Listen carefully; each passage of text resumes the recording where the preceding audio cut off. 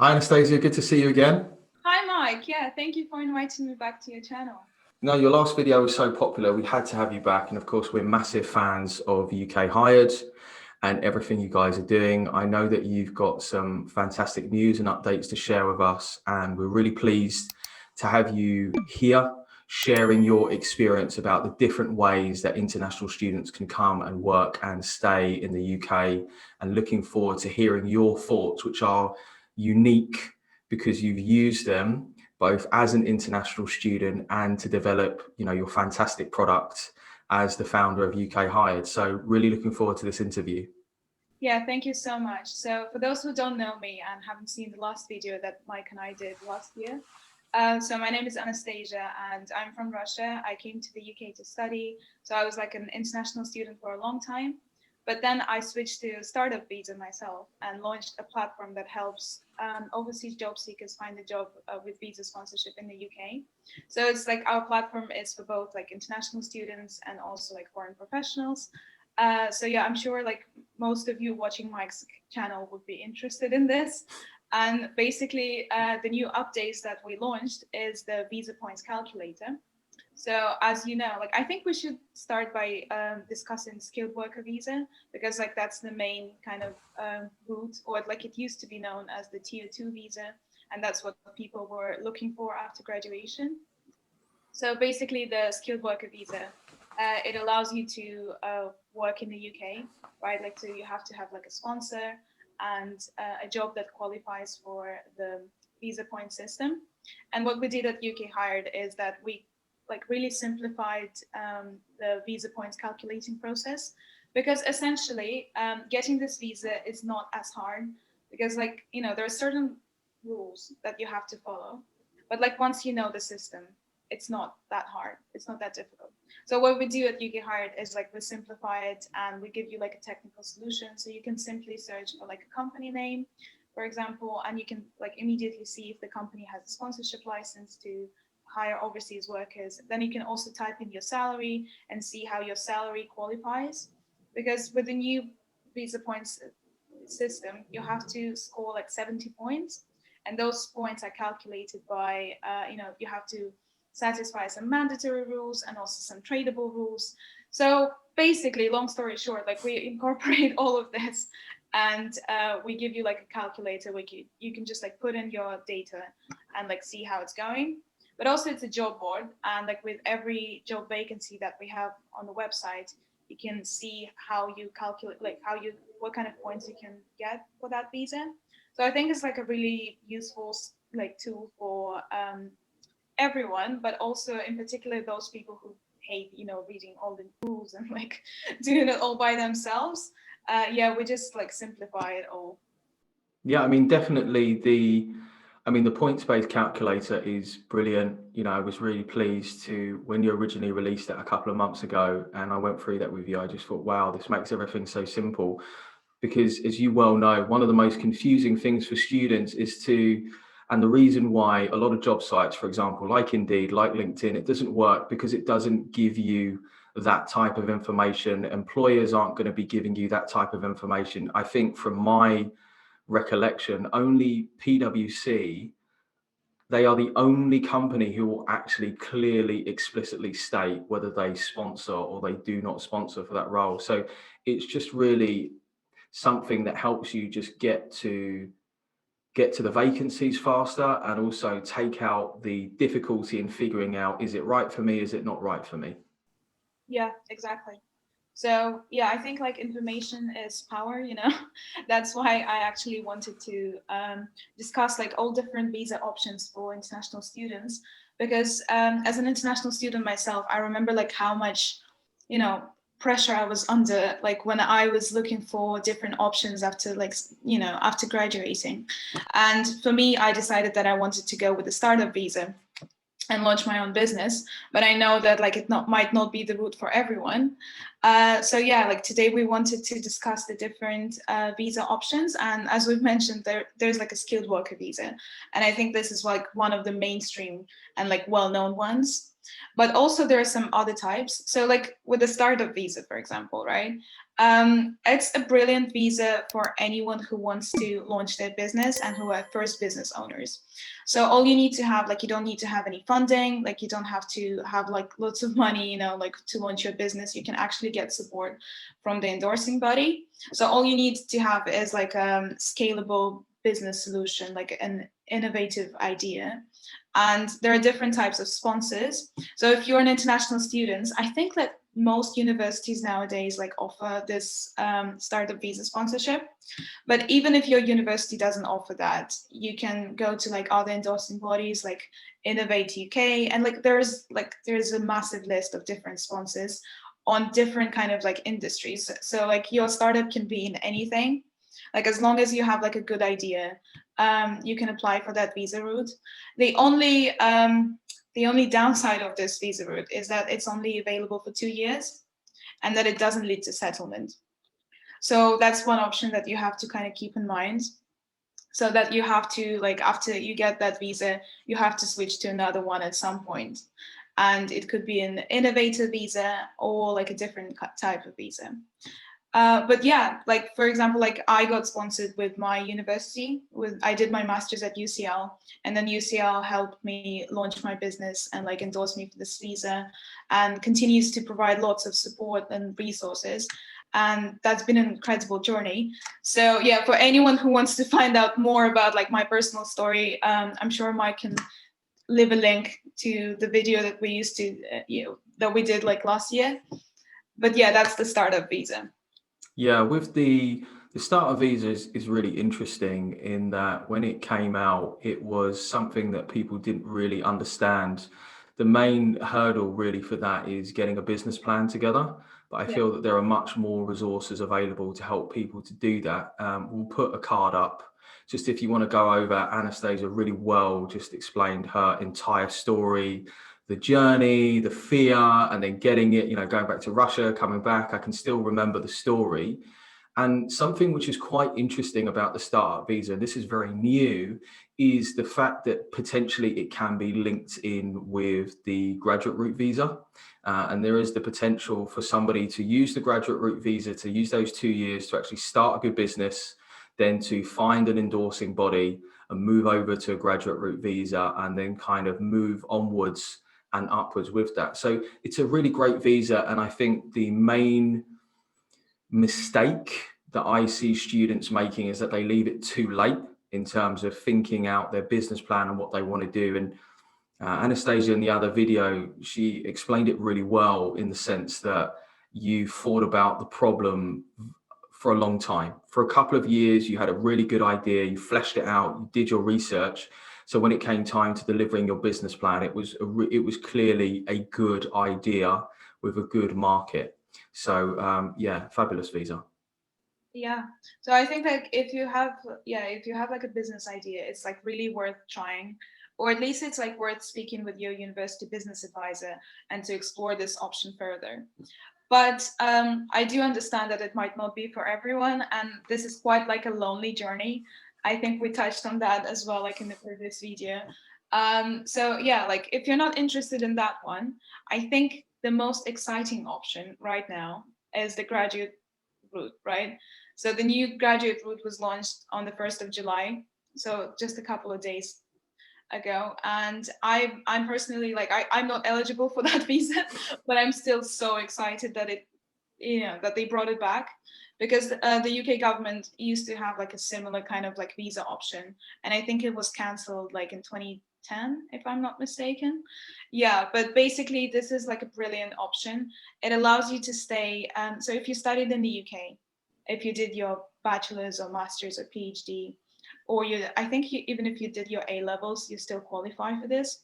So if you studied like on an eligible course, then you are eligible for 2 years. Or if you did like a PhD, then you just get like 3 years where you can work, be self-employed, do all kinds of things in the UK. And basically, the process like for this visa application is like quite simple. So you just have to meet the criteria, like your course has to meet the criteria. And another caveat is that you have to apply within the UK. So yeah, like with other visa types, like, I had to go back to Russia and like apply from there. For this one, you have to be in the UK and you have to like graduate from your course. But other than that, like there are not so many restrictions. And I'm like really excited for everyone who's graduating this year who will be applying. I'm sure there will be lots of candidates for this visa. I'm sure it's going to be like the most popular one. It's incredibly exciting. I mean, when PSW kind of rolled, the final applications was like 2011, 2012, and then we had this real dark period that sort of went through. Particularly, some maybe former international students watching this will remember what the Home Office was like under Theresa May and driving down immigration to, less than, it was sort of less than the hundreds. It was like to less than 100,000 or two. It was just really to the hundreds of thousands. And it was a really crazy time because I think a lot of students, and quite rightly, and we've seen this in the rebound of particularly the numbers of Indian students who are returning back to the UK to come and study, that they really felt that they were only really afforded 4 months after their masters ended, and now they've got 2 years. And the amount of opportunities that are available is really exciting. I mean, I was speaking to somebody yesterday from Teach First and actually talking to them about, the graduate route visa and what that means for students to actually be able to, for example, go on to study a PGCE and then go on to become a teacher, to do that in the time that is available, and really being able to build up a skills and experience gap that they may have, sort of, and also kind of just get out of their studies, kind of sit down, take a breath. And I think we're going to see a lot of really kind of impressive opportunities also that are going to be created, not just around that. It could be about you going self-employed. It could be around you going for the types of training and courses that may not have been covered under a tier 4 visa. For example, looking at something like a multivariate of skilled trades. There's really a lot of different angles to think about that. But most importantly, crucially for international students, it gives them the option, and is also part of this long-term strategy moving through until 2030 and working in the wave of the fact that we are essentially thinking about Brexit and the fact that we really need inbound talent, and there are significant skill shortages. I guess one thing that I would say, the most common question that we have had from a lot of students through a variety of different channels, is they'll say, my course ends on X, I'm starting a course on Y, what can I apply, when can I apply? And really just to impress upon any students who are watching this that you need to speak to your university.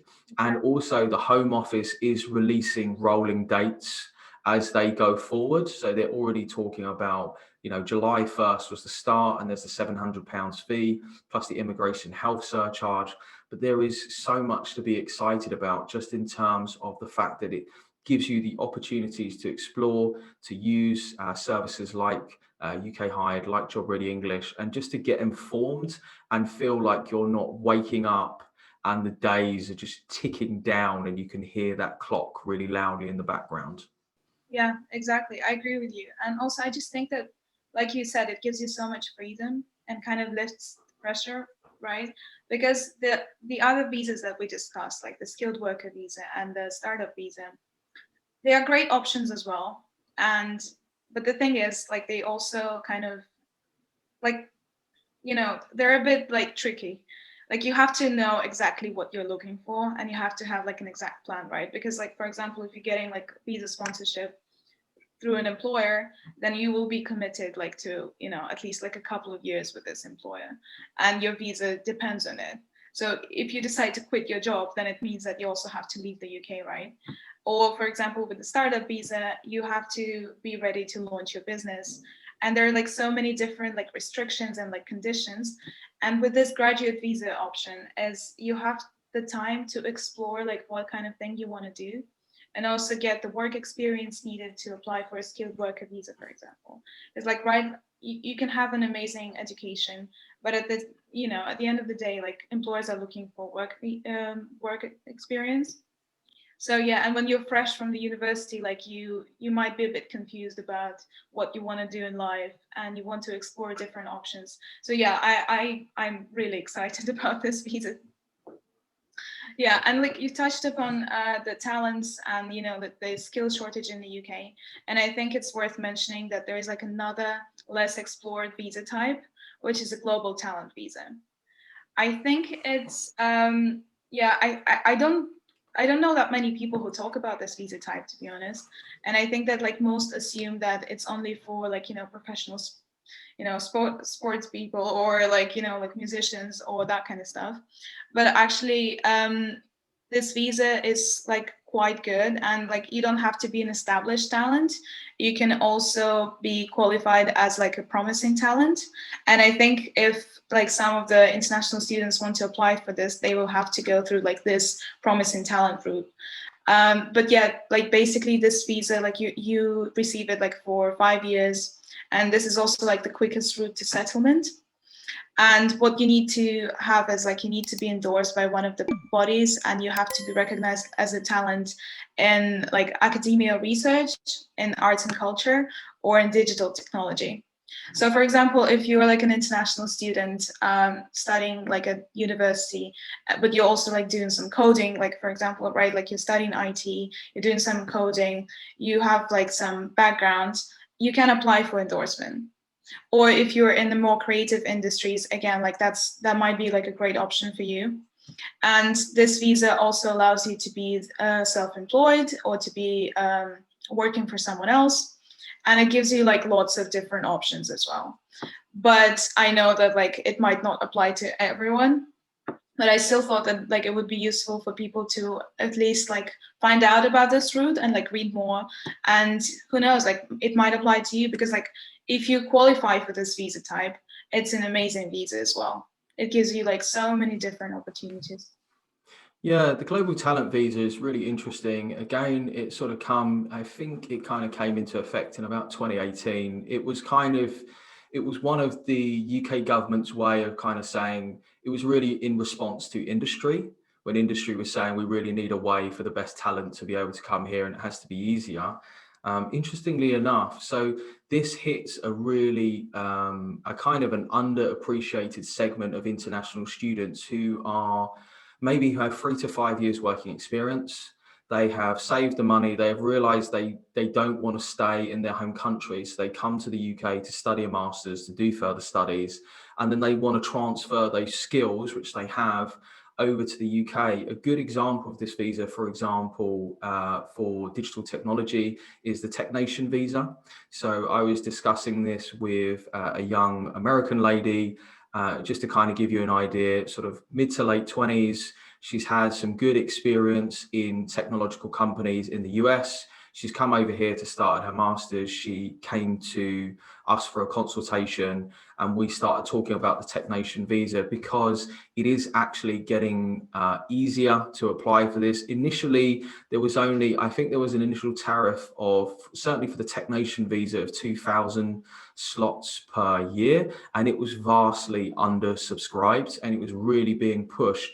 And they're definitely making it easier as well, because there is a certain, particularly in these areas, there is a slew of companies who are desperate to get the talent in. And you're absolutely right, it is one of those visas that really flies beneath the radar, and that not a lot of people don't know about. And also, they won't have somebody, for example, like yourself, just explaining it in a way which is just really simple and easy to understand, rather than churning through the UK government's endless PDFs. We love those. Yeah. So I think that's the main kind of types. But again, just I thought that I would mention that. Of course, like if you just finished your bachelor's and you don't know what else to do, you can also progress to and like do your master's, for example. Or if you want to change, like you might get like a master's conversion and get like another uh, learn another profession.